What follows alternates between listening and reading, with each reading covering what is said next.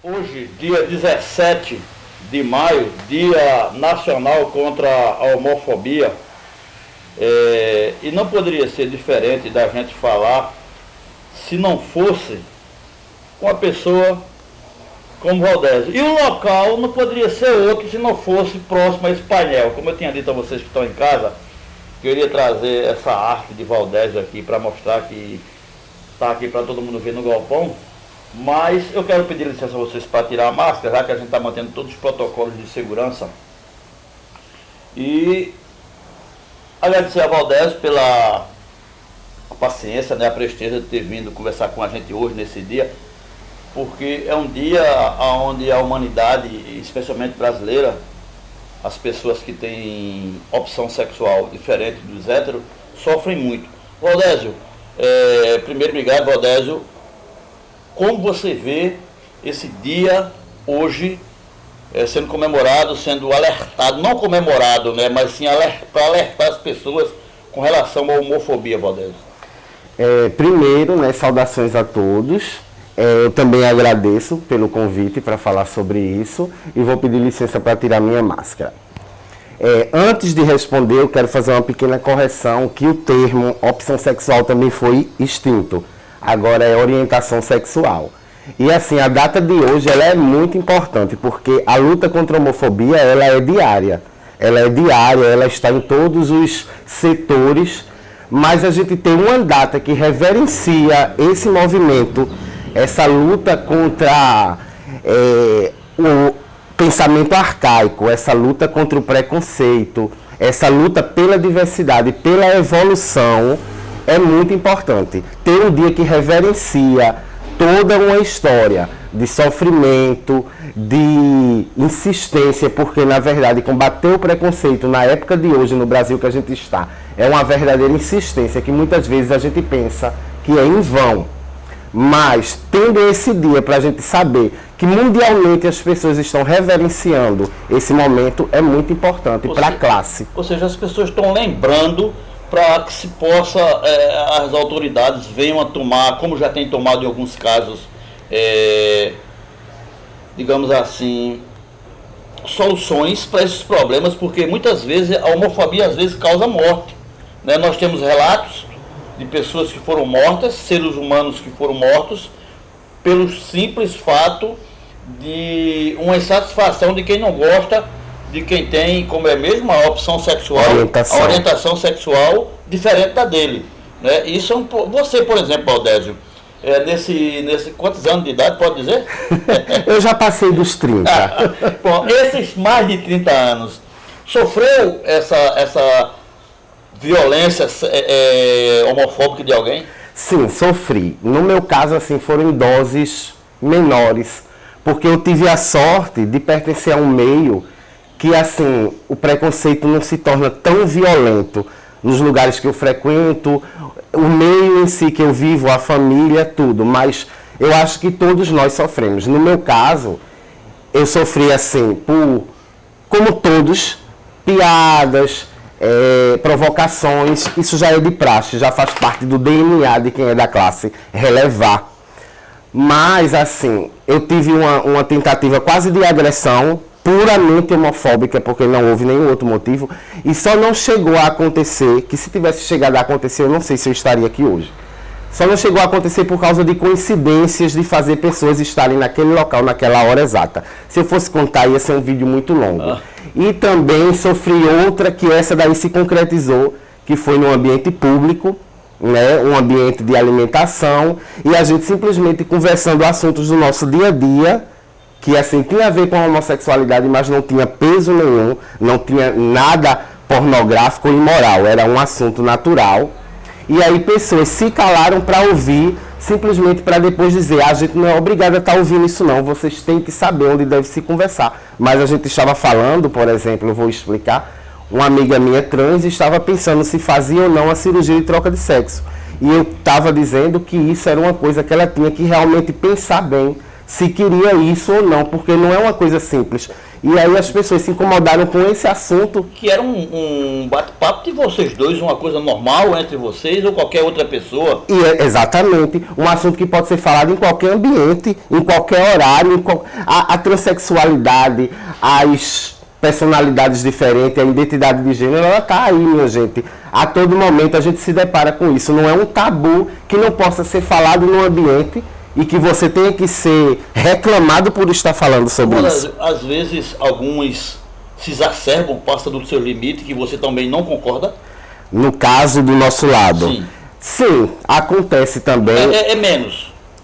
Eu não sei nem dizer. Assim, a questão dessas pessoas que agem dessa forma em relação a quem tem a homofobia, né? Assim, eu acho que isso é menor, né? É tipo uma defensiva. Vamos dizer, cada um tem sua forma de explodir de repente, de se defender de uma forma explosiva, acaba às vezes se tornando algo negativo que vai ser rebatido depois porque vai apontar o comportamento da pessoa também como negativo, que não sabe se defender, que não sabe se impor, apesar que a gente também tem que entender que assim foram tantos anos, foram tantos momentos na vida de cada um, tentando alertar de uma maneira muito educada que essas coisas estão erradas, que tem gente que já passou dessa fase e explode mesmo e fala o que vem na cabeça e se prejudica também, porque depois até quem não foi homofóbico fica contra, mas acontece também, eu não sei a frequência com que acontece, mas acontece também do nosso lado, às vezes explodir porque já não aguenta mais. Valdésio, é assim, qual o sentimento, a gente falando num dia desse internacional da homofobia, quando você tem uma pessoa que você às vezes considera tanto e de repente você sente um pouco de homofobia nele com relação a você? Essa pergunta é muito boa, porque assim, se eu quiser ser radical, eu poderia falar uma frase muito radical que eu já escutei, de que todos os héteros nos odeiam. Há aqueles que lhe odeiam na cara e aqueles que lhe odeiam por trás, mas eu não partilho disso não, eu não sou tão radical assim não. Mas eu acredito que o sentimento que vem é pura decepção. Gente, é muito decepcionante quando uma pessoa que gosta de você, ela fala... diz que gosta, né? Ela fala bem de você, mas ela não gosta do que você é. Ou ela declara em alto e bom som que gosta de você, apesar de você ser o que você é. Então a gente fica pensando... Essa palavra pesar já pesa, né? A gente fica pensando, como alguém pode gostar da gente sem aceitar o que a gente é, ou sem gostar do que a gente é, ou apesar do que somos? É algo que realmente já soa pesado. E assim, muitas pessoas passam por isso na própria família. São muitos pais, mães e irmãos que diz que gostam da pessoa, apesar de ser assim. Então é sempre aquele sentimento de que você é a ovelha negra, de que você é o problema, de que você não está de acordo com a normatividade e por causa disso você, de certa forma, não presta. Então, assim, imagine você que está fora disso, saber que as pessoas que você gosta e que gostam de você não aceitam algo que é natural seu.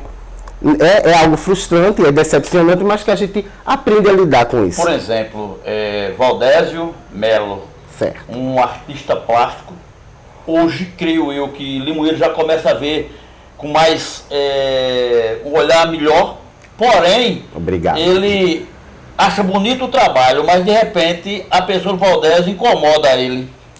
Faz o elogio à obra, mas ao autor incomoda. Ainda bem, né, que até onde eu sei, eu não passei por isso ainda, mas não estou livre disso não. Até porque assim, tem setores mais conservadores que de repente pode precisar de uma arte minha. Já aconteceu, eu não sei também a opinião que tiveram depois, né? Mas já aconteceu de eu ir pintar, fazer arte em igrejas evangélicas, né? A minha imagem não esconde o que eu sou, e aí eu cheguei lá, fiz uma obra muito bem feita, e assim foi só elogios. Não sei, que eu também não estou julgando, o que pensaram sobre a pessoa. Eu sei que a obra gostaram, mas é como você está dizendo, de repente pode elogiar o trabalho, pode dizer que ficou perfeito, mas que a pessoa que fez... não o incomoda, né? Exato. Eu não tenho certeza se passei por isso, mas se não passei ainda, provavelmente dia vou passar. Vou voltar um pouquinho, fugir do assunto homofobia, certo, só um minutinho, para gente falar dessas obras, porque eu fiquei encantado também, a população lá fora, quando eu mostrei o painel lá do Luiz Chequim, da Sagrada Família, certo, que foi um espetáculo. E eu dizia, obrigado, as suas artes, ela fala por si só. Quando você observa esses painéis, você percebe que ele fala, ele conta uma história. Você não precisa entender para não conhecer aquilo, conhecer para não entender aquilo, né? Isso tem ajudado a minimizar a sua situação, como é que, a orientação no caso sexual, com relação à homofobia hoje? Eu acho que sim, é porque assim, eu costumo dizer que a gente que faz parte de minorias, não só gays, negros, pessoal de comunidade carente, pessoas com deficiência, a gente tem que ser o melhor no que a gente faz. A gente não pode se conformar com a nota 9, não. A gente tem que ser nota 10, porque é uma forma da sociedade nos engolir, entendeu? Então, assim, eu faço meu trabalho artístico, eu tento ser o melhor que eu posso ser, porque se eu não puder ser admirado como pessoa, então eu vou ser admirado como artista, como profissional. E assim, você ser um bom profissional, você ter uma fama boa, como você mesmo disse que Limoeiro agora está me reconhecendo, isso já é meio caminho andado para ter um passe livre e tranquilo em cada ambiente. Então também eu agradeço muito a esse meu lado profissional, porque tem aberto caminhos e ele assim se sobressai a minha orientação sexual, né? Quando a pessoa contrata um artista, não quer saber, a princípio, da sua orientação sexual. Embora que aconteça o que você disse, de repente, ele não gostar da pessoa e gostar da obra. Mas a pessoa vai ser reconhecida pela obra, não vai trazer aquele estigma. Mas você, eu acredito que vocês têm esse constrangimento dentro de si, de só ser reconhecido pela obra e não pela pessoa. A gente tem esse constrangimento, mas a gente tenta transformar tudo, assim, tem que ter uma metodologia para cada um, de saber driblar essas desvantagens. É sentir todo dia na pele um pouquinho de homofobia, de certa forma. Assim, como eu disse, eu vivo num ambiente que eu não sou atacado, mas eu sou daquelas pessoas que eu me coloco demais no lugar dos outros, então, claro que eu vou me colocar no lugar da minha própria classe. Então, quando eu vejo que pessoas continuam sendo atacadas, que a internet virou uma arena de ódio, aí, assim, não é comigo, mas é com a minha classe, e eu me sinto todo dia levando pancada. Uma questão, você falou uma coisa interessante agora, que quando alguém machuca alguém, você se sente. Eu acho que todos nós, eu vi ontem, por exemplo, alguém colocou uma frase, inclusive eu compartilhei, com relação à morte de Covas, que quando a dor do seu irmão não lhe incomodar, é porque a sua dor é maior do que a dele. Né? Então acho que também tem muito isso de você, de me incomodar com a dor das pessoas. É bem mais ou menos isso que você está falando. Exatamente, assim, eu me incomodo, é algo que dói em mim quando eu vejo discriminação a qualquer grupo. Agora, ao meu grupo, mais ainda porque eu poderia estar naquele lugar, entendeu? Alguém que de repente é linchado, como acontece, aqui em Caruaru mesmo já aconteceu, eu não vou citar com quem foi, mas já aconteceu de uma pessoa ser linchada por várias pessoas. No Brasil, né? No Brasil demais até. Não só os homossexuais masculinos, como também as femininas, né? As trans, principalmente, eu não tenho os dados, né? Que eu não trouxe os dados estatísticos, mas são muitas agressões. Na verdade, isso aqui é só um bate-papo para a gente, digamos assim, lembrar esse dia de hoje, né, dia 17 de maio, dia nacional contra a homofobia, e assim, por exemplo, as catraias. Você é aquele cara que no dia das catraias leva toda a sua arte, sua alegria, naqueles personagens que você leva. Certo. Naqueles dias vocês encontram, de uma certa forma, alguma repusa, algum ato homofóbico, ou simplesmente as pessoas esquecem e se unificam? Não, eu acho raro, não acontece muito não, porque acho que a magia do carnaval, as pessoas não estão tão preconceituosas naquele momento, não. Às vezes a gente passa por algo que tipo assim, o bloco das catraias a princípio era de homem hétero cis, e aí vem um monte de gay bem artístico que sabe fazer aquelas fantasias belíssimas e roubam a cena. Aí às vezes alguns criticam, se incomodam, né? Mas são piadas muito pequenas que não incomodam, não. No carnaval, no carnaval as pessoas esquecem um pouco o preconceito, até se abraçam. Eu não sei se você concorda comigo, no carnaval ninguém sabe quem é quem. No carnaval tudo pode.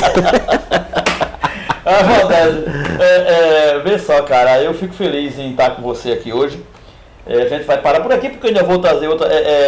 Como eu falei, era só um bate-papo, uma coisa bem por cima. Se a gente for falar sobre o assunto, a gente vai passar o dia todo aqui, né? Eu quero agradecer a você por ter contribuído, né, com a sua classe, como você disse, que para mim todos são seres humanos. Exato. Né? Que hoje, o dia 17 de maio, não seja apenas uma data comemorativa, e sim uma data de luta. Exato. Né? Para que as pessoas olhem um para o outro como ser humano e não pelo que elas são. Eu vou pegar esse gancho para me despedir, né? Eu agradeço, eu também espero que o dia de hoje traga reflexão. E o que eu tenho a dizer mais assim, como você disse, que a dor do outro não me comove, é porque o preconceito, gente, e a discriminação, ele desumaniza as pessoas. A partir do momento que um grupo ele se acha superior, você diz que somos todos humanos. Mas as pessoas esquecem isso, acham que são superior por raça, por condição social, por gênero ou sexualidade. Então, a partir desse momento, o outro não se torna mais humano diante de você. Então, a dor daquela pessoa que você desumaniza, que você discrimina, que você agride, não lhe comove, porque é como se fosse uma sub-raça. Você é o ser humano, é o nós, e os outros são só os outros. E a gente tem que olhar para todo mundo com igualdade, não só nesse campo da sexualidade, mas em todos os campos discriminatórios.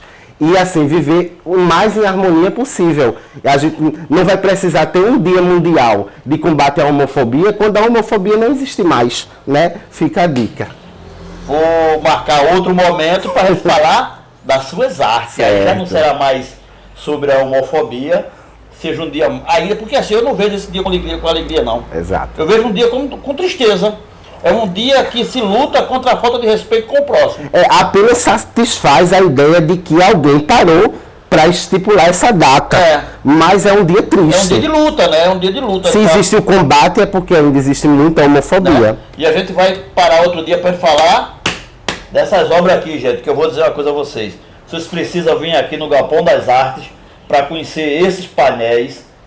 Tem dois, tem um aqui do meu lado, em preto e branco. Dentro do prédio tem umas artes lá, inclusive da professora Roseles, que a gente vai no calcanhar de Aquiles dela buscar as suas artes. Um abraço, gente. Obrigado, Valdésio. Obrigado a todos e que tenham a consciência. Hoje não é um dia de alegria, é um dia de luta, onde marca um dia da luta deles, como ele falou, a classe dele, e para mim é ser humano, uma luta do ser humano para a sobrevivência entre os humanos. Com dignidade. Com dignidade. Um abraço, Valdésio.